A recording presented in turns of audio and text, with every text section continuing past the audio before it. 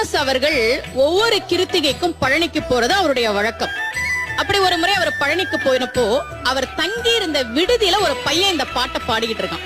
இவர் இந்த முழு பாட்டையும் எழுதி வாங்குறார். ஆனா உண்மையா இந்த பாட்டை எழுதுனது யாருன்னு அவருக்கு தெரியாது.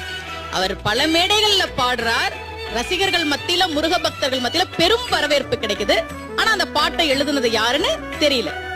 ரொம்ப மாதங்கள் கழித்து சென்னையில காளிகாம்பாள் கோவிலுக்கு வரார். அந்த கோவில்ல கல்வெட்டுல இந்த பாட்டை எழுதி வச்சு, இதை எழுதியது யாருன்னு பேரோட எழுதியிருக்காங்க. அன்னை ஆண்டவன் பிச்சி அருளியது. எழுதியவர் மரகதவல்லி என்கிற ஒரு பெண். முருகன் மீது தீராத பக்தி கொண்ட அவர் எழுதிய பாடல் யாரோ ஒரு சிறுவன் மூலமாக டிஎம்எஸ் கையில் வந்து சேர்ந்து அது உலகெங்கும் இன்று வரை பாடப்பட்டு கொண்டிருக்கிறது. டி.எம். சௌந்தரராஜன் அவர்களே பல